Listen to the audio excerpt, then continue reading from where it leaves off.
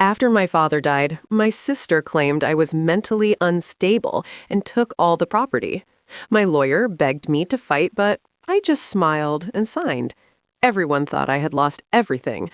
But when my sister discovered what my father had actually left for me, her soul drained out. Before I tell you what actually happened, please like and subscribe to my channel. It really helps me bring more stories like this. The day my father died was the start of a nightmare I didn't see coming.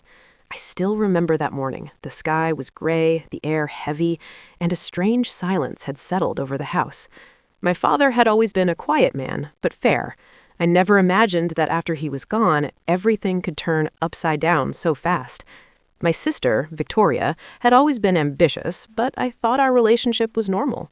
Sure, we argued like any siblings, but I never expected her to move like a wolf the moment our father passed.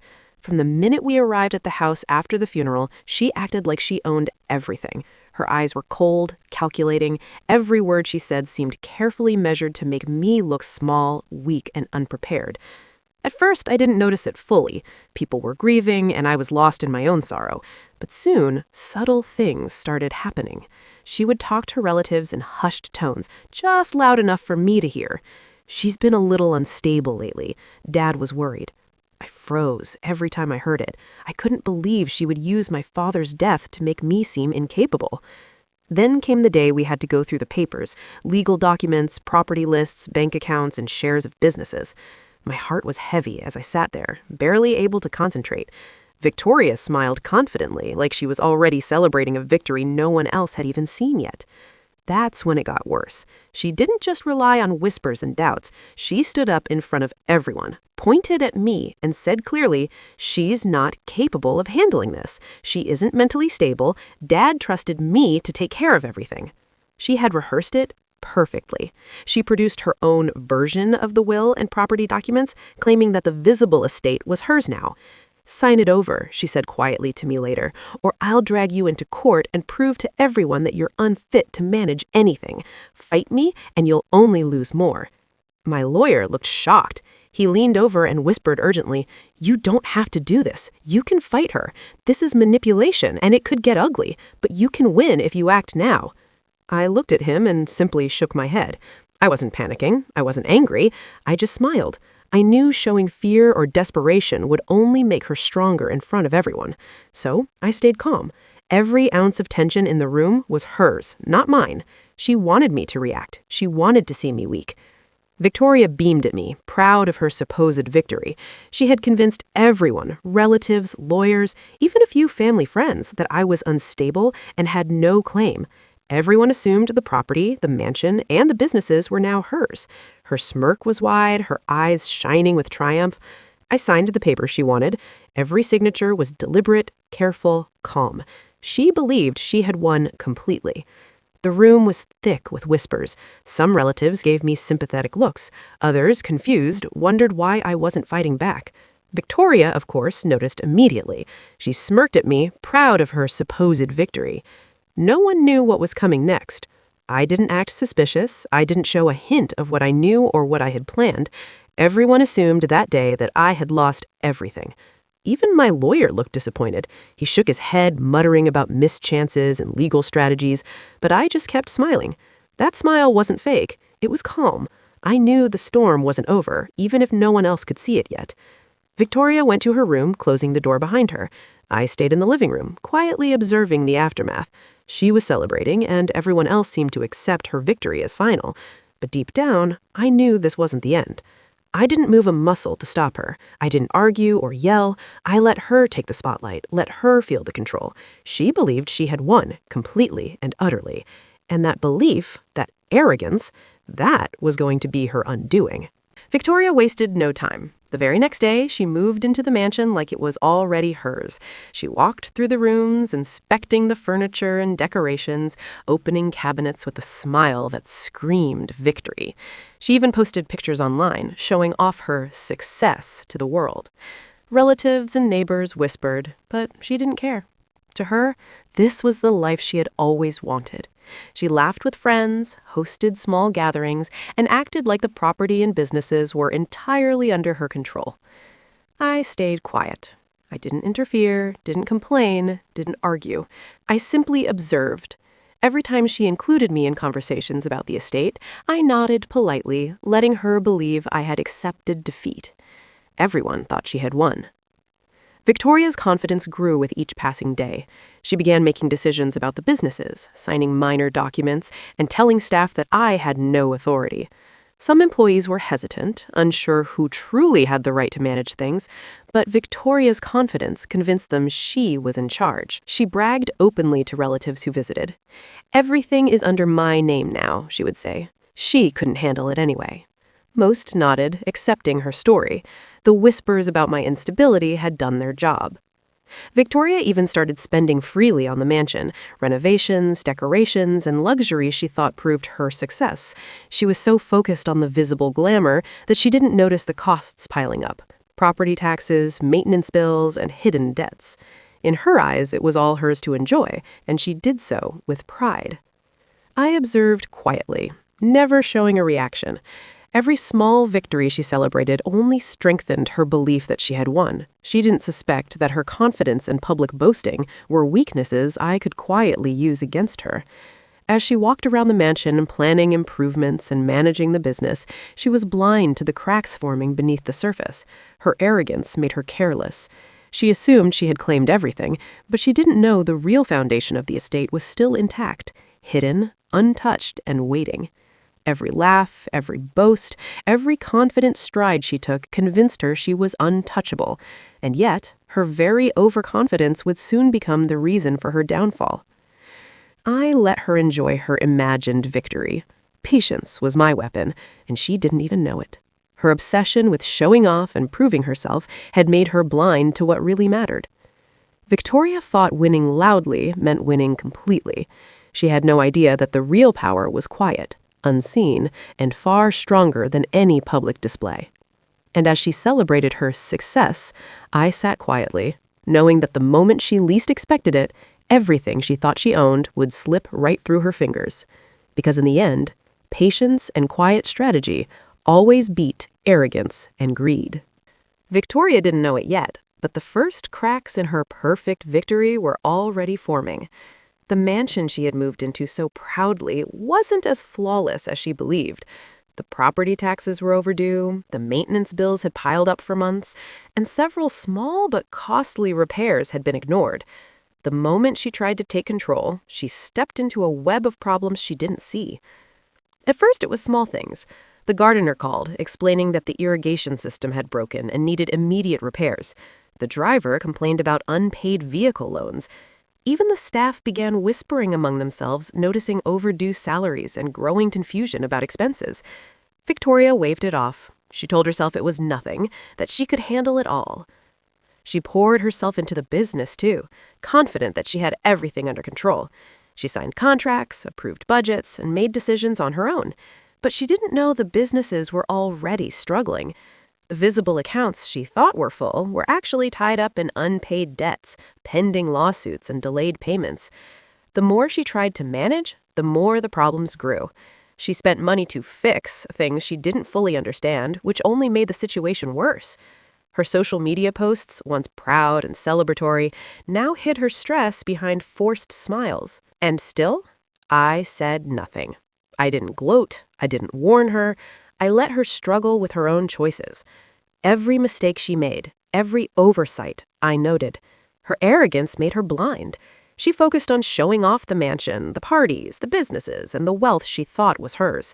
She didn't pay attention to the hidden cracks, the mounting problems that could destroy her victory. One day, she called me angrily, frustrated by a letter she had received about the business debts. She waved it in my face and said, "See, this is why you should have fought. You could have handled this better." I smiled calmly, saying nothing. My silence was enough to confuse her. She expected me to panic, to argue, to beg. But I didn't.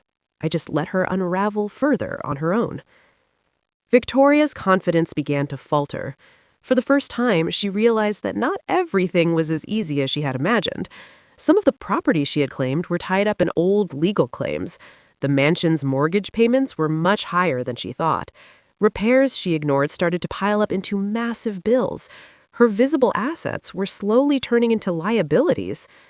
The more she tried to control, the more the problems grew. She spent money to fix things she didn't fully understand, which only made the situation worse. Her social media posts, once proud and celebratory, now hid her stress behind forced smiles. And still, I said nothing. I didn't gloat. I didn't warn her.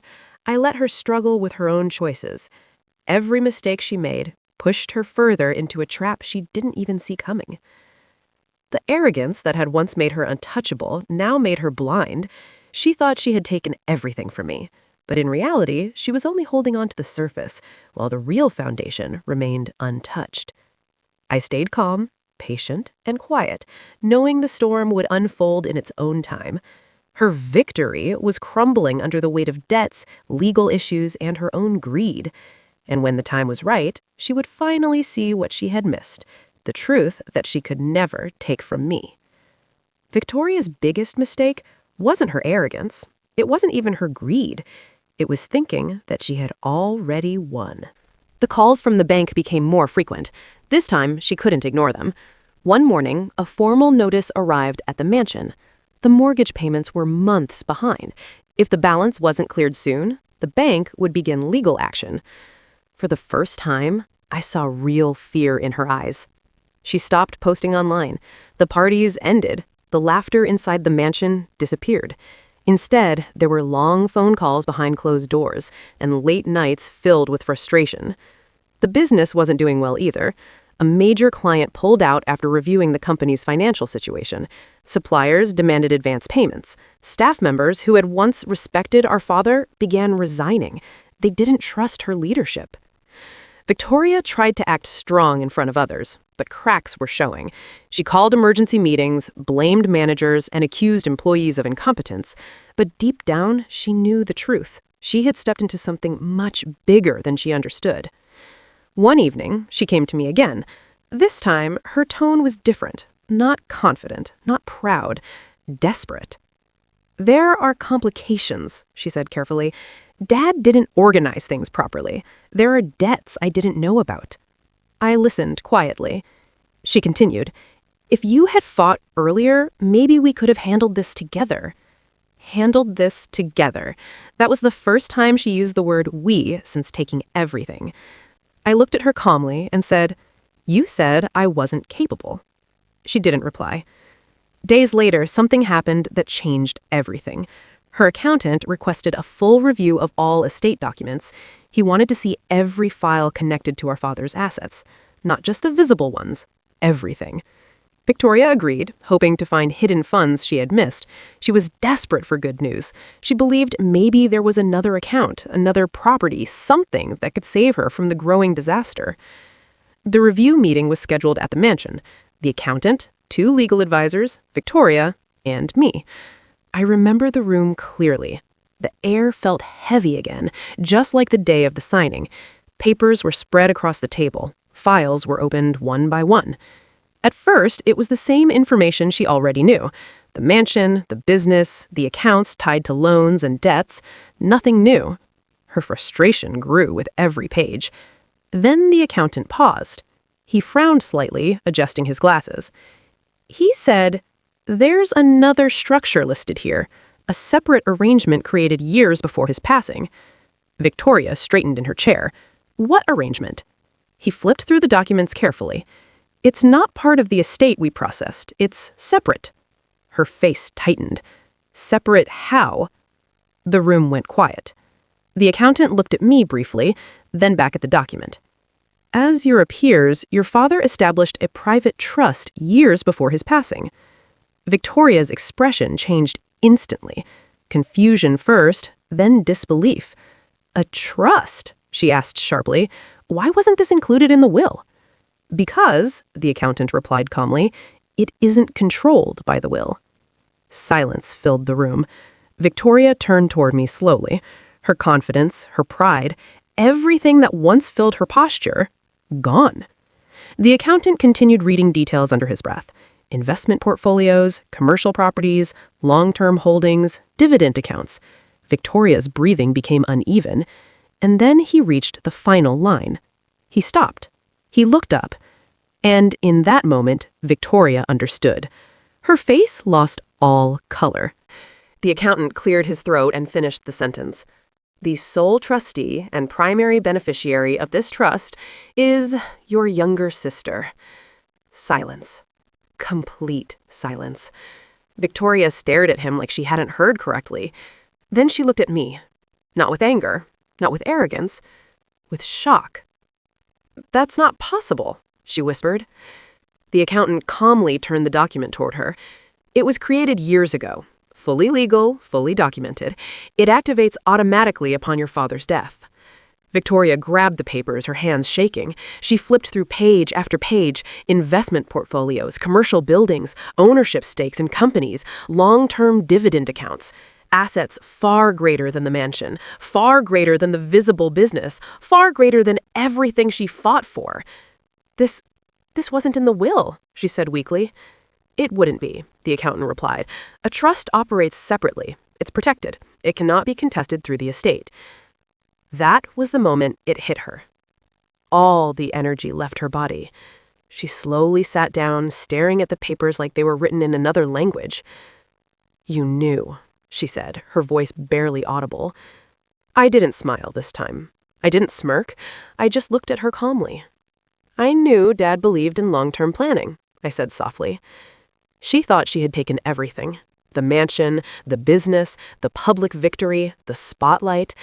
But she had only taken the surface. The trust held the real wealth, stable investments, income that flowed every month, no debt, no panic, no debt collectors. My father didn't choose the loudest child. He chose the patient one. Victoria wanted the spotlight. She wanted everyone to see her win. She wanted applause. She got the stage. I kept the foundation. In the end, she proved me mentally unstable. She took everything she could see. She forced me to sign, and I let her. Because sometimes the smartest move isn't fighting for what shines. It's protecting what truly lasts. And when she finally understood what my father had actually left me, her soul didn't just drain out, it shattered.